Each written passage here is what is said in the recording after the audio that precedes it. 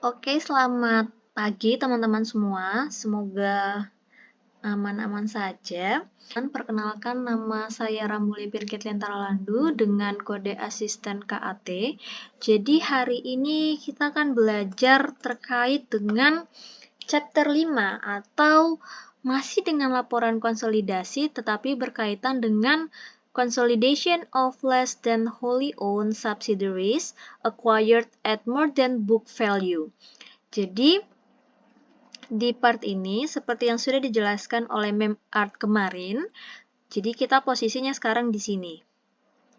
Nah, ketika kita membahas berkaitan dengan chapter 5 ini, bisa dilihat bahwa nilai investmentnya lebih besar dari book value-nya.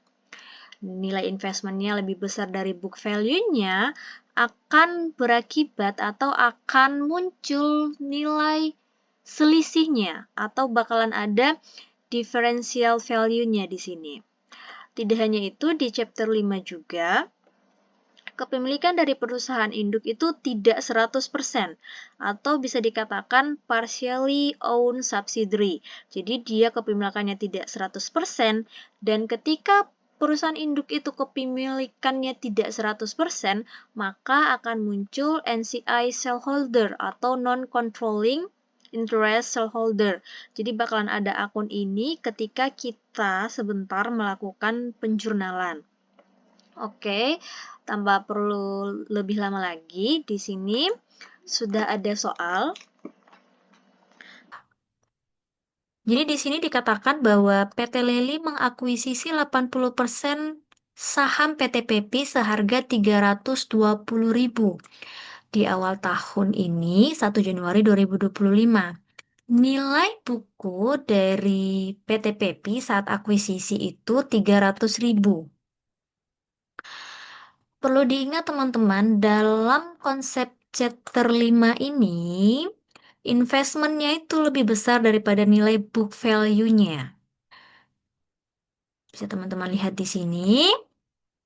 Dan juga ketika ada perbedaan nilai ini, maka nanti akan ada diferensialnya. Oke, kita lanjut dulu. Dividen juga diumumkan pada tanggal 5 Oktober 2024, yang kemudian dicatat pada 28 Oktober 2025. Dividen dibayarkan pada 21 November 2025.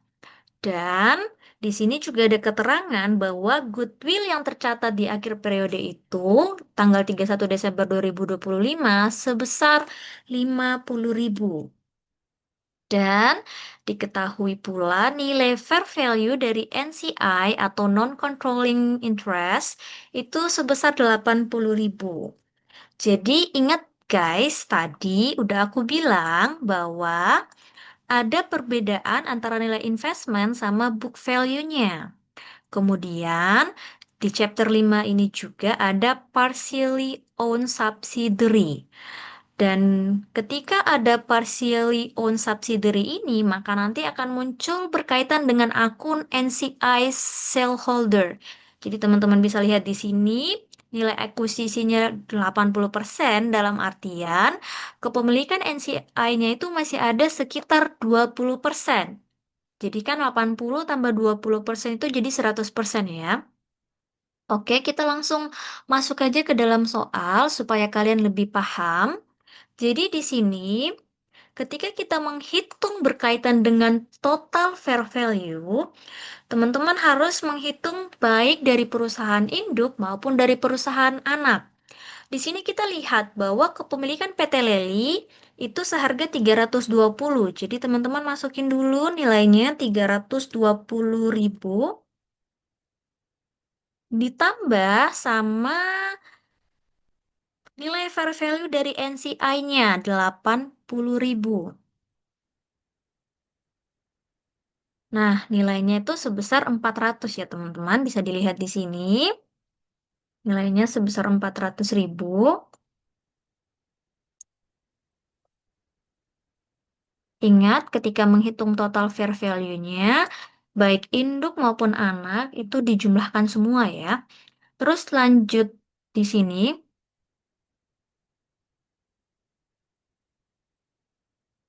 Fair value consideration. Jadi fair value consideration ini miliknya perusahaan induk atau PT Leli. Jadi cara hitungnya 400.000 ini ternyata kepemilikannya 80%. Jadi kita kalikan dengan 80%, hasilnya tuh 320.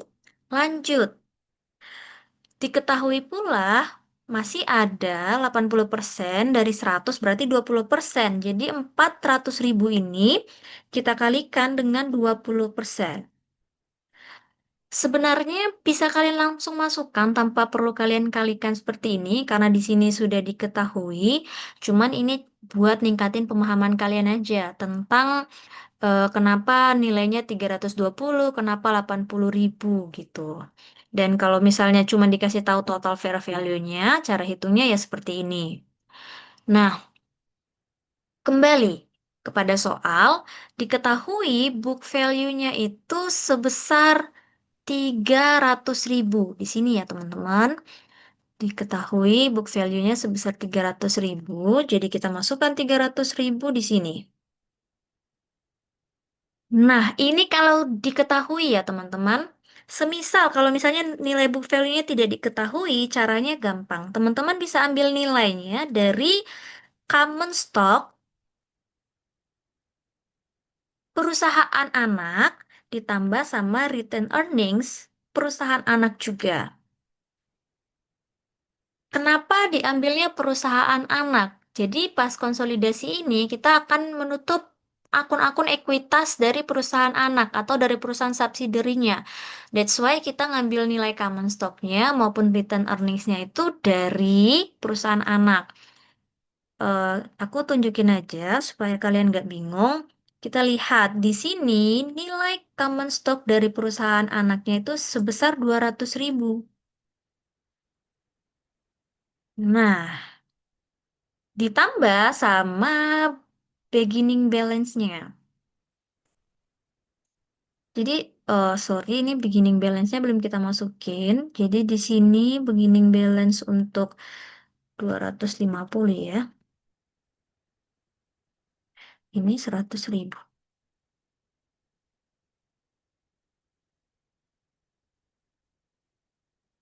Oke, jadi bisa dilihat book value-nya ini 300.000 di sini. Aku bold aja supaya lebih gampang kalian bacanya. 300 ini diambil dari sini sama dari sini.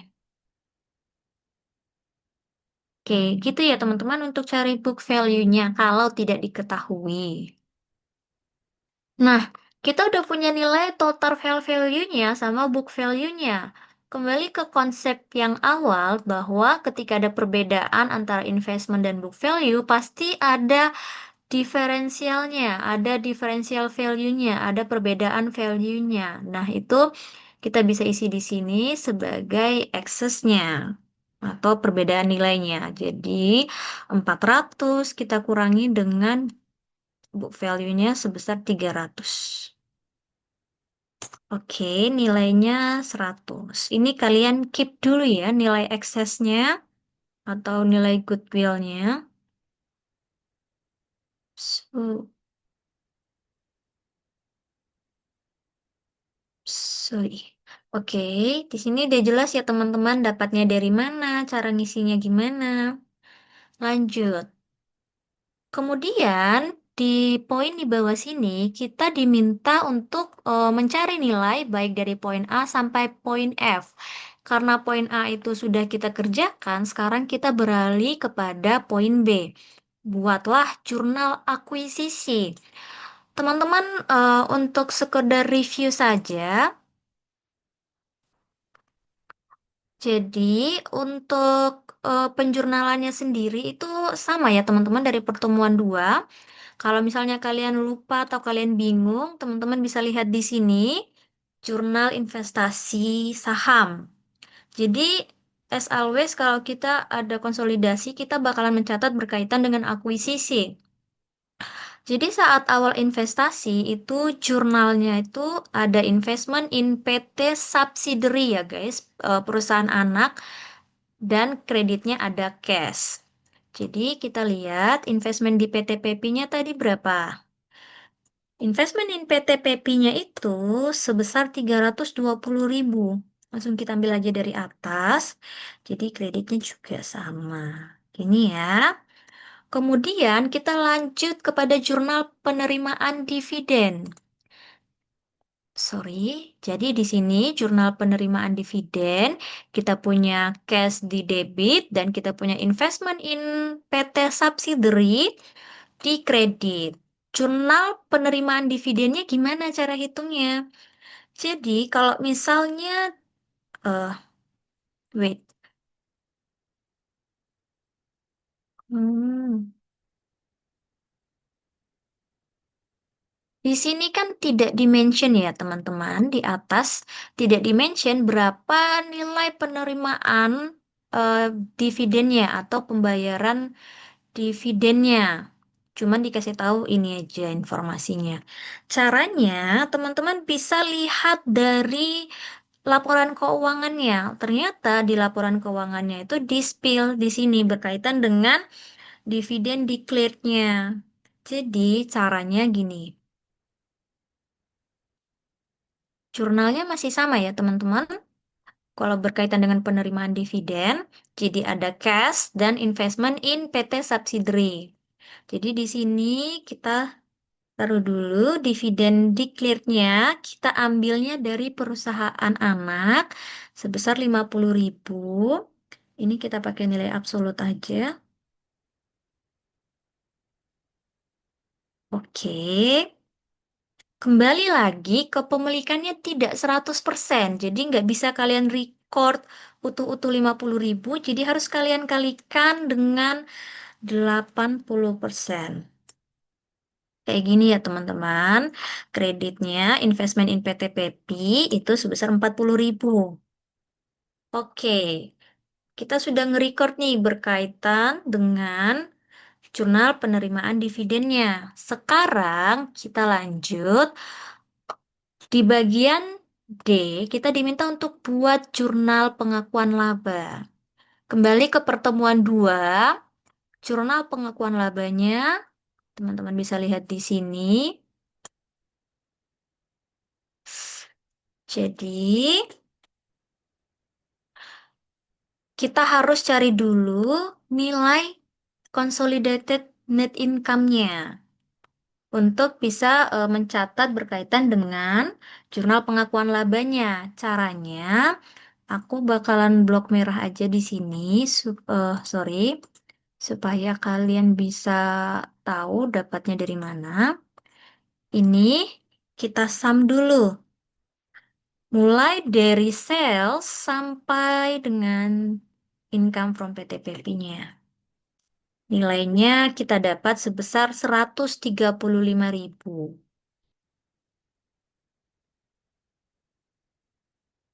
Ingat, kembali lagi kepemilikan perusahaan induk itu cuma 80%. Dan ketika kita membuat penjurnalan ini, kita itu jatuhnya sebagai perusahaan induknya. Makanya kita bakalan hitung cuma 80%-nya saja. Berarti 135 kita kali dengan 80%, dapatnya 108. Ini juga sama. Oke, aku rasa sampai di bagian sini kalian bisa mengikuti ya, teman-teman.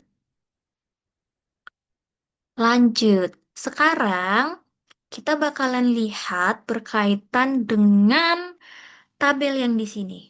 Jadi tabel ini akan membantu kalian nanti untuk menghitung bagaimana jurnal konsolidasi eliminasinya atau jurnal konsolidasi dasarnya.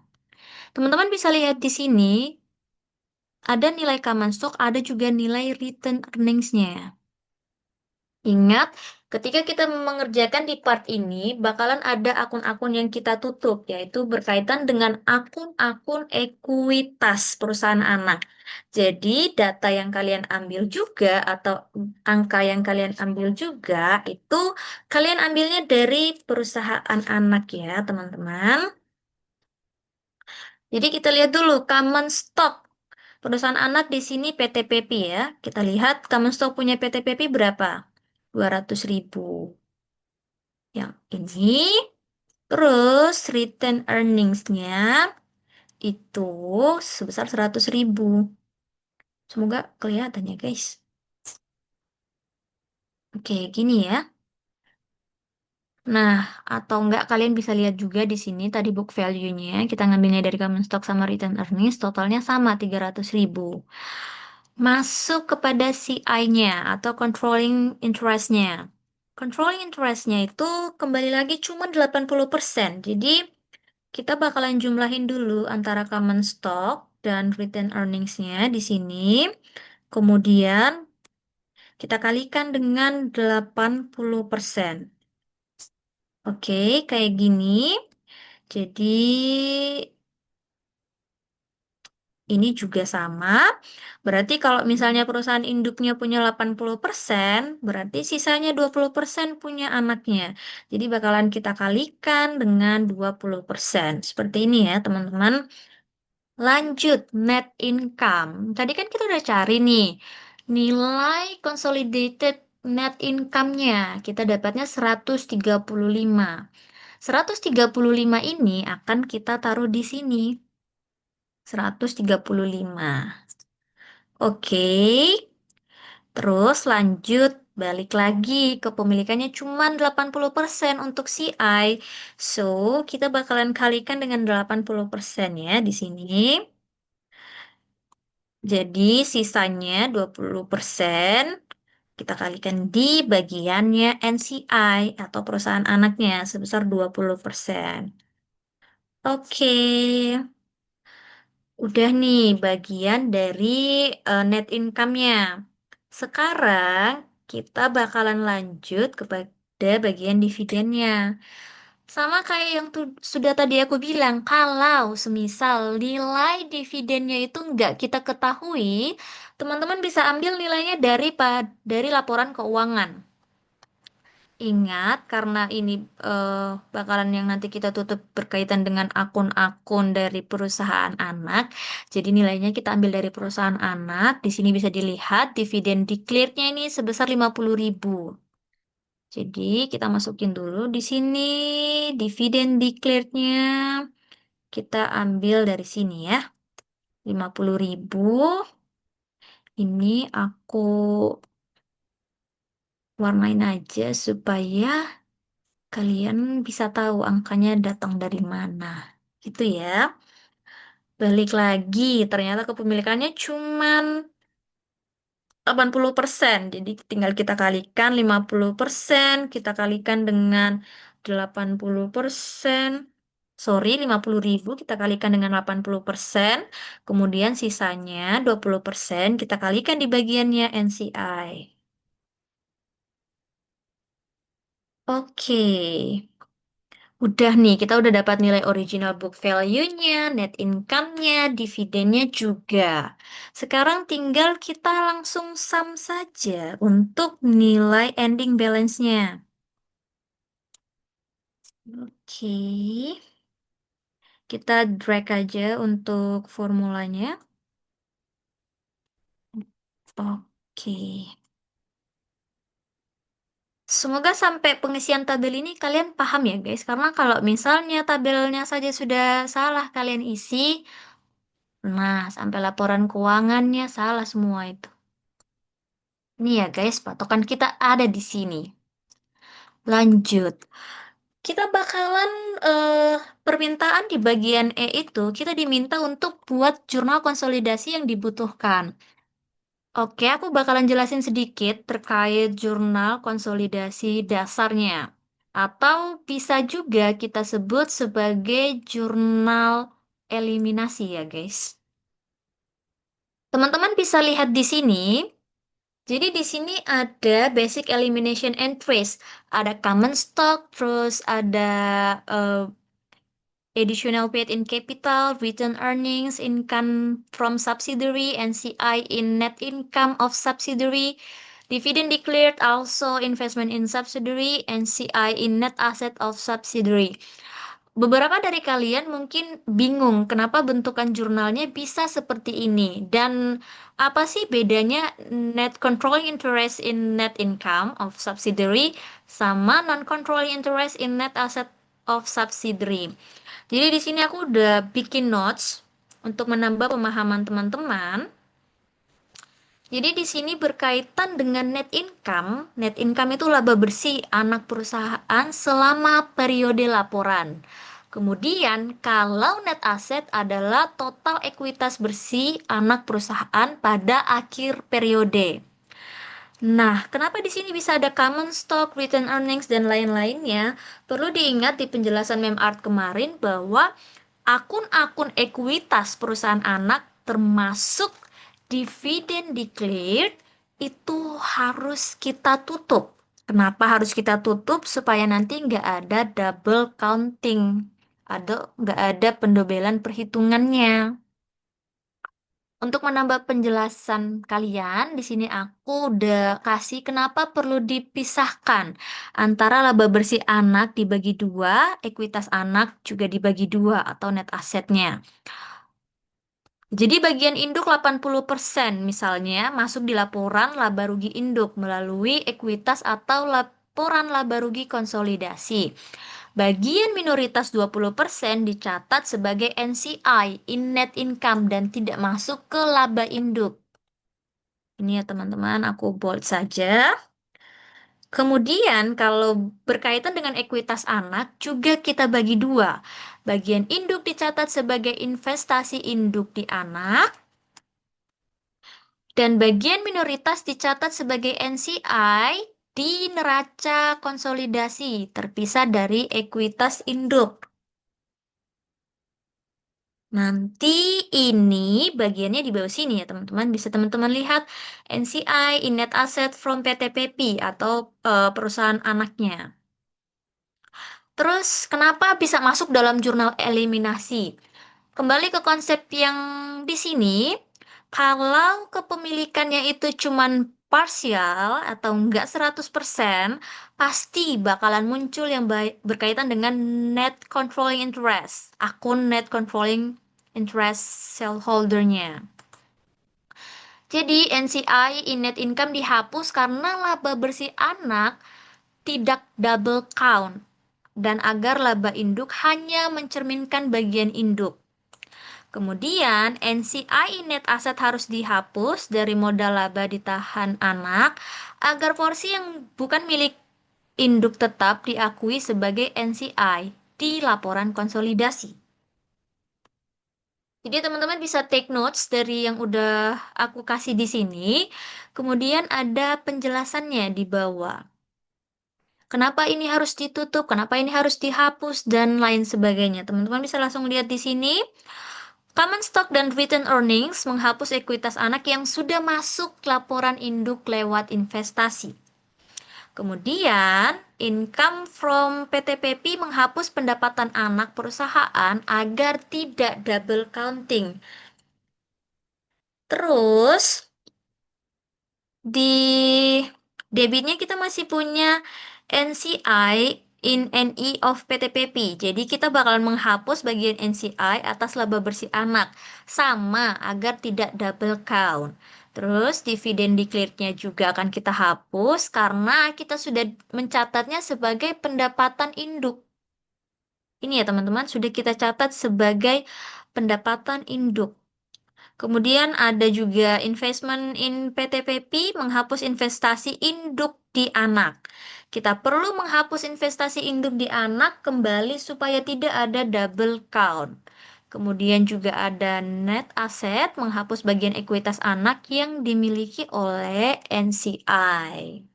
Jadi ini untuk detailnya, kenapa harus dihapus, kenapa dibagi jadi net income sama net asset. Teman-teman bisa take notes dari ini di screenshot aja atau nanti bakalan dibagiin oleh teman-teman asistensi. Oke, sekarang kita lanjut. Jadi teman-teman sudah tahu ya kenapa di situ ada common stock, ada retained earnings, dan lain-lainnya. Kenapa yang diambilnya nilainya dari perusahaan anak? Karena nanti kita akan menutup perusahaan equity anak, perusahaan, ya akun-akun ekuitas anak supaya nggak double count. Lanjut, jadi di sini kita punya jurnal dasarnya. Ini common stock. Kalau teman-teman bingung dapatnya dari mana kembali. Patokan kita ada di tabel sini. Nilai common stocknya berapa?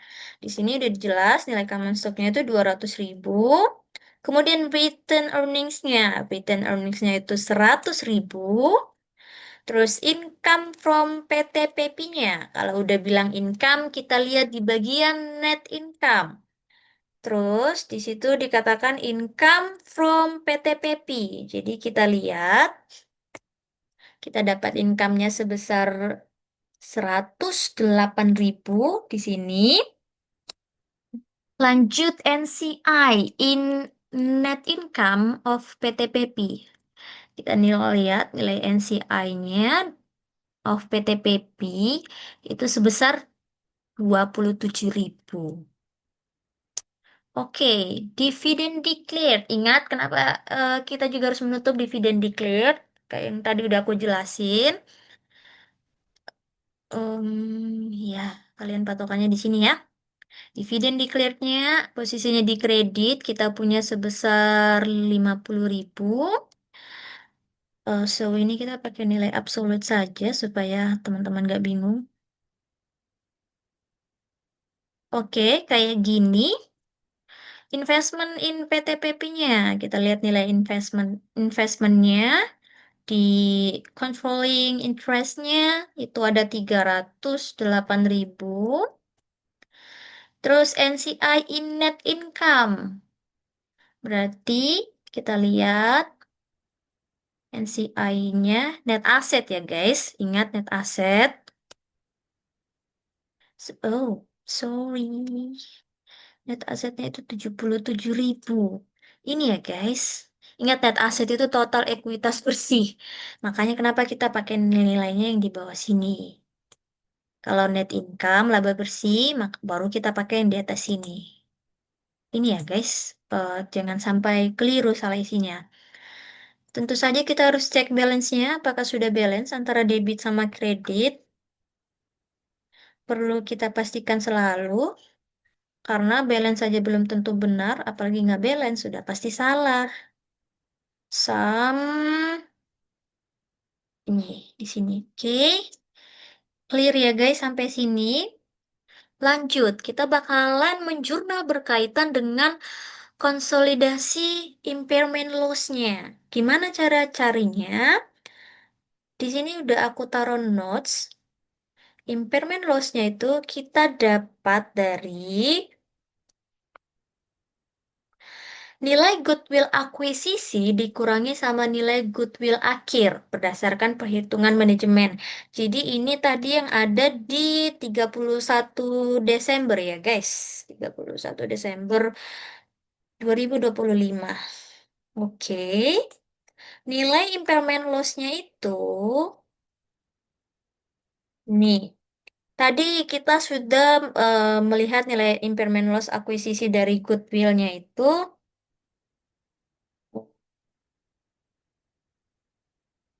sebesar 300.000, sorry, 100.000 ya. 100.000 ini kita kurangi lagi. Dengan di sini sudah diketahui bahwa goodwill tercatat di akhir periode 31 Desember 2025 sebesar 50.000. So, kita bakalan kurangi dengan 50.000 di sini. 2, 3, ya. Gini ya guys. Kemudian di posisi kreditnya kita bakalan mencatat berkaitan dengan income from PTPP-nya dan juga NCI in net income of PTPP-nya. Income-nya itu kita punya 50.000. Ingat, kepemilikannya cuma 80%, jadi harus kita kalikan dengan 80%. Oke, lanjut. Kepemilikan NCI, non-controlling interest, dia cuma punya 20%. So, kita bakalan kalikan dengan 20% di sini ya. Oke, kiri kanan, debit credit to the balance. Sekarang kita lanjut kepada goodwill-nya. Goodwill, kita mencatatnya yang di akhir periode, sama kayak impairment loss tadi, berarti nilainya cuma 50.000. 1, 2, 3. Oke, 50.000. Balik lagi, berarti kalau misalnya kita mencatat goodwill, kreditnya udah pasti ada akun investment in PTPP dan juga NCI in net asset. Beda ya guys, kalau di atas tadi di jurnal konsolidasi impairment loss-nya kita pakai net income, kalau di bagian goodwill kita pakainya net asset. Jadi 50.000 ini kembali ke pemilikannya cuma 80%, jadi bakalan kita kali dengan 80% di sini. Sama berarti ini untuk NCI, ingat NCI cuma punya 20%, jadi kita kalikan dengan 20% di sebelah sini. Oke, balance lagi. So far so good ya guys, aman-aman saja, balance semua. Lanjut. Di sini, teman-teman bisa lihat di sebelah kanan udah aku bold bahwa ada keterangan akumulasi depresiasi pada awal akuisisi sebesar 135.000. Ingat, kita bakalan mencatat berkaitan dengan konsolidasi atau nilai depresiasinya. Berarti di sini 135.000. Kreditnya juga sama, 135.000, yaitu yang kita akumulasi depresiasinya. Oh, ini lupa taruh keterangan ya. Sorry ya, guys. Di sini itu berkaitan building, building and equipment. Equipment. Oke, lanjut. Karena kita sudah mencatat semua yang berkaitan dengan jurnal yang perlu kita catat, di sini udah kita catat semua jurnalnya. Sekarang kita bakalan beralih ke bagian eh, ininya, laporan keuangannya. Perlu teman-teman ingat kalau dari sini saja kalian sudah salah, berarti sampai laporan keuangan yang salah semua. Jadi pastikan di sini kalian hitung dengan teliti. Ingat lagi, kalian mencatatnya dari perusahaan anak, bukan dari perusahaan induk. Karena yang bakalan kita tutup itu berkaitan dengan ekuitas, akun-akun ekuitas di perusahaan anak. Ini masih meng-record, Kak. Oke. Lanjut ya, guys. Kita pindah kepada laporan keuangan. Kalau teman-teman lihat di sini, berdasarkan jurnal ini juga, dari sales sampai dengan other expense, kita tidak perlu mencatat berkaitan dengan elimination interest-nya. Jadi langsung kita sum saja. Hmm, kerja kayak gini butuh ketelitian ya guys, karena satu salah, semua salah sampai bawah. Lanjut. Sekarang di sini ada impairment loss-nya. Impairment loss, teman-teman boleh lihat di sini nilai impairment loss-nya itu nilainya sebesar 50.000. Teman-teman taruh di sini 50.000 posisinya di debit, jadi di elimination interest-nya juga kita taruh di bagian debit. 50.000, terus lanjut. Masih di elimination interest, jadi fokus kita bakalan ada di sini ya guys. Orange sekali ya. Nah, lanjut. Kita bakal mencatat berkaitan dengan income from PTPP. Teman-teman ingat, income from PTPP. Di sini kita punya income-nya. Yang pertama, lihat dari jurnal eliminasinya. Karena di sini udah jelas elimination entries. Jadi teman-teman lihat dari jurnal eliminasinya. Teman-teman lihat income from PTPP ada di sini. Nilainya itu sebesar 108. Oops, so 108. Oke, lanjut. Apakah di jurnal konsolidasi yang dibutuhkan masih ada berkaitan dengan income? Masih ada ya, guys. Teman-teman bisa lihat di sini kita punya income posisinya di kredit. Jadi di sini elimination and nya juga kita taruh posisinya di kredit. Berarti ini 40.000. Aku perbesar saja. Lanjut. Berarti sudah sampai sini. Nah, berarti kesisaannya berapa di income from PTPP-nya? Berarti income-nya tinggal kita kurang saja. 108 posisinya di debit, otomatis kita kurangi dengan yang posisinya di kredit. Kita dapat nilainya 68.000. Di sini juga karena dia ndak ada kawannya, langsung kita ini saja. Kayak gini ya. Terus, sorry, alarmku berbunyi.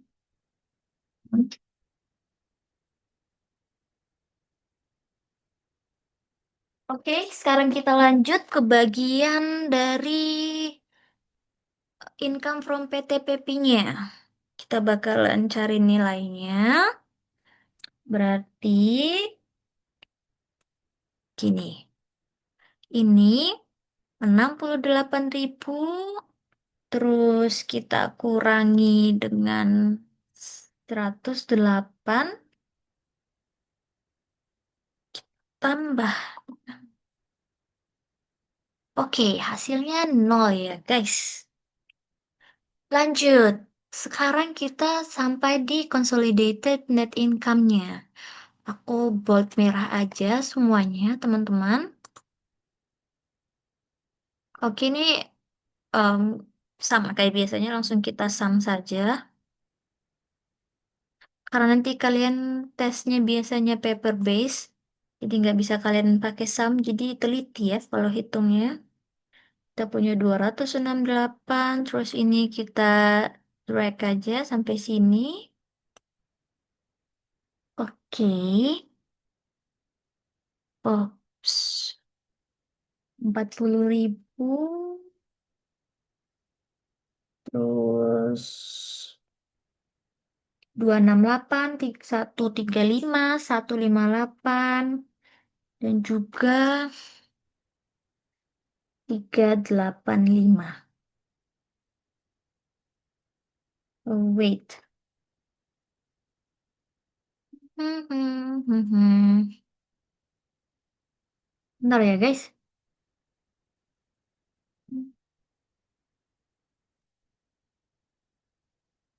Hmm.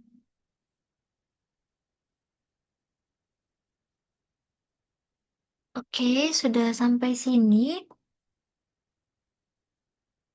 Sekarang kita bakalan lanjut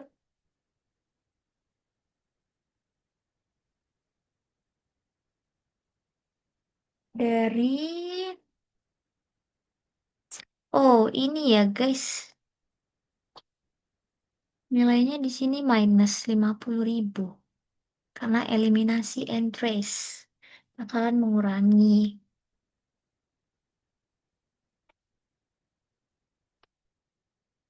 Oke, sudah 285.000. Sekarang lanjut ke bagian dari net non-controlling interest in net income. Balik lagi kita lihat nilainya di sini. Net income-nya itu lihat ya NCI in NE.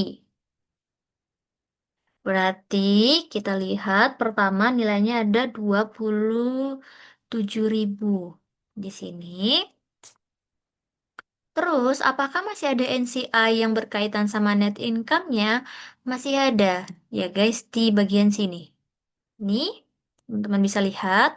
Jadi, di sini berarti sama dengan, ops, 10.000. Oke, karena ini elimination and trace, so kita harus tambah tanda minus. Ini kita kurangi dengan, oh, berarti ini kita, oke, kayak gini ya teman-teman. Kalau sampai sini aman lah ya, masih bisa diikuti.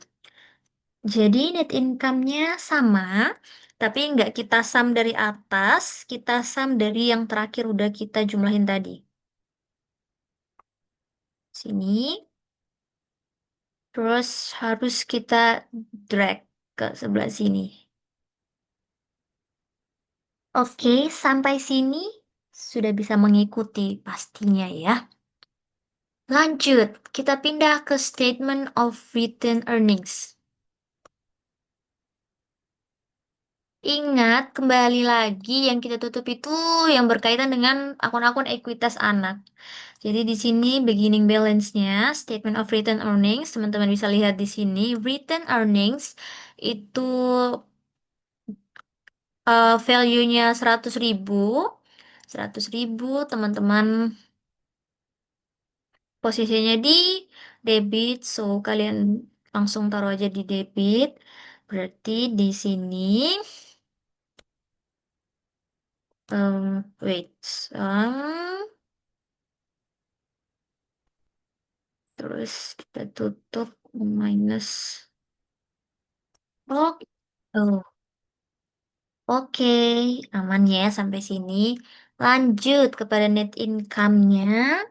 Net income-nya guys, kalian tinggal kopas saja dari atas 268, terus kalian drag lagi ke sebelah sini. So, bakalan otomatis nilainya.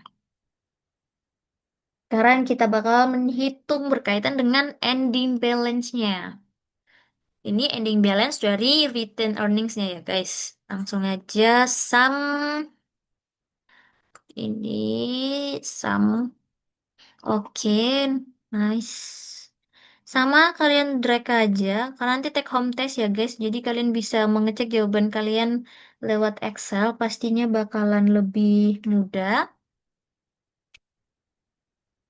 Oh, wait, ini kita belum jumlahin. Berarti ini 70.000. Sebentar ya guys. Berarti 70.000. Terus ini,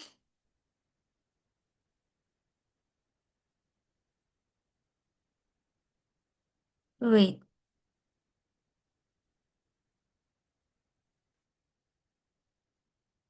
Oke, sudah ya guys.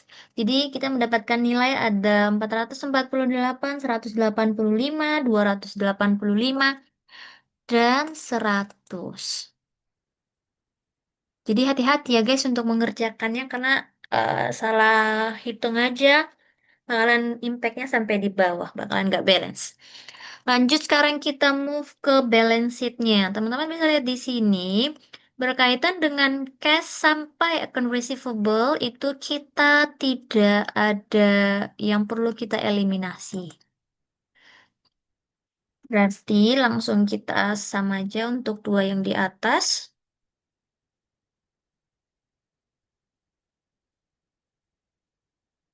So, kita drag saja ke bawah. Lanjut, dividen receivable-nya. Jadi di sini aku udah taruh ya guys, gimana cara hitung dividen receivable-nya? Dividen receivable kalian dapatkan dari goodwill minus dividen. Tadi kita punya goodwill-nya 50.000 dan juga kita punya dividen declared-nya sebesar 50.000, posisinya di kredit, ini di debit, ini di kredit. That's why nilainya jadinya 0. Kembali ke konsep tadi bahwa dividen declared juga itu harus kita tutup. Ketika dividen declared kita tutup, berarti kita tidak punya lagi berkaitan dengan dividen receivable-nya. Ya guys, gitu. Lanjut, inventory lens itu kita tidak perlu melakukan elimination and trace-nya karena di soal itu cuman berkaitan dengan building and equipment. Ini ya guys. Oke, lanjut. Berarti di sini bisa teman-teman lihat building and equipment-nya. Building and equipment-nya itu posisinya di kredit, nilainya sebesar 135. Kemudian kita punya nilai akumulasi depresiasi atau accumulated depreciation itu sebesar 135.000. Oke, di sini sudah aman. Oh, ini tadi kita sumnya cuma 2 di depan ya. Berarti ini tinggal tambahin minus. Oke, terus ini 135-nya sama. Karena depan duanya udah minus-minus, berarti ini kita taruh tanda plus gitu ya, guys. Oke, seperti itu. Lanjut. Nah, sekarang kita masuk ke investment in PTPP. Teman-teman perlu ingat kalau di sini di bagian dua kolom ini itu berarti kita ngambil nilainya secara keseluruhan ya, baik dari yang di atas sini dan kita combine sama yang di bawah sini. Kalau elimination entries kita ambil nilainya cuman dari sini, dari tabel yang apa? Sorry, dari jurnal yang bagian E ini. Tapi kalau dia masih dalam tabel sini, nilainya semua kita ambil, kita cari nilainya dari atas sini, dari poin A sampai dengan poin E. Sekarang, investment in PTPP. Kita lihat akun investment, kita punya 320.000 di debit. And then kita punya 108.000 di debit juga. Jadi kita jumlah. Terus kita punya nilai investment in PTPP itu 40.000. Eh, loh. Nah, terus kita masih punya investment kah? Em, mana investmentnya? Oh, di sini. Kita masih punya investment in PTPP 348.000. Gitu ya, guys. Lanjut. Sekarang kita pindah ke bagian sini. Elimination entries. Ingat kalau elimination entries fokus kalian cuma di jurnal konsolidasi dasar dasar atau jurnal eliminasinya. Teman-teman lihat investment in PTPP kita punya 308.000, posisinya di kredit, so kita naruhnya juga di kredit. Masih adakah berkaitan dengan investment? Masih ada. Kita punya investment juga di sini sebesar 40.000. Sorry, ini. Jadi di sini cara hitungnya 308.000 dikurang 308 kurang 40.000. Nilainya 0. Ingat teman-teman, kembali lagi. Untuk investment in subsidiary juga harus kita tutup supaya nggak ada double count nantinya. Lanjut, kita masih punya goodwill. Goodwill di sini akunnya itu posisinya di debit.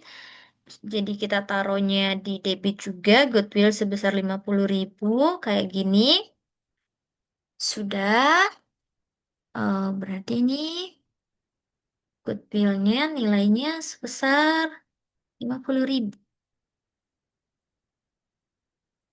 Oke. Ini juga kita sum. Oh,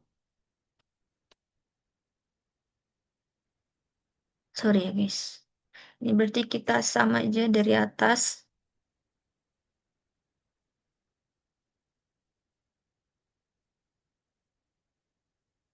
Oke, nice. 300. Oke. Terus udah kita sum, kita tinggal drag aja ke sebelah sini. Berarti ada 3.508.000, ada 2.305.000, 185, 483, dan juga untuk total asetnya kita punya 5.515.000 untuk konsolidasinya. Gitu ya, teman-teman. Lanjut, belum selesai.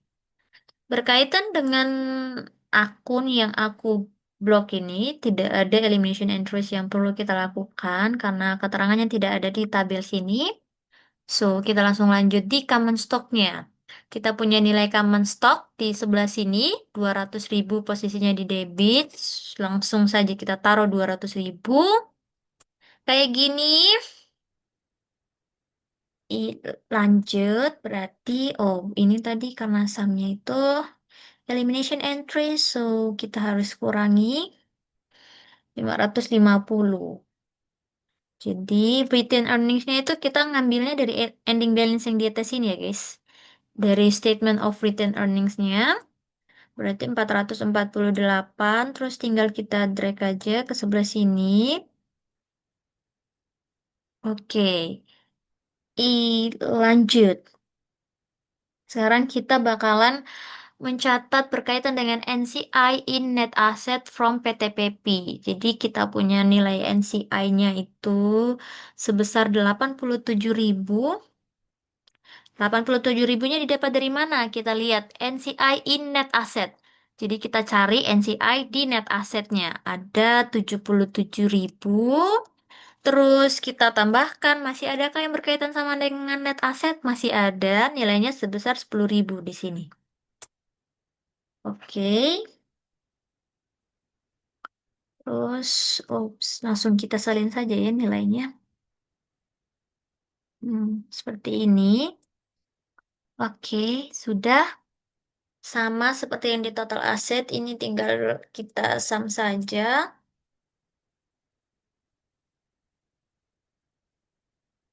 Belum. Hmm, Semoga balance ya. Oke. Terus sama tinggal kita drag saja. Oke, nice. Sudah balance. Jadi kalian harus mengusahakan atau kalian double checking lagi total aset kalian harus balance sama total liabilities and equity. Karena kalau nggak balance sudah pasti salah. Dan kalaupun balance belum tentu benar, jadi kalian harus double check lagi. So, itu untuk pertemuan 6 ini guys.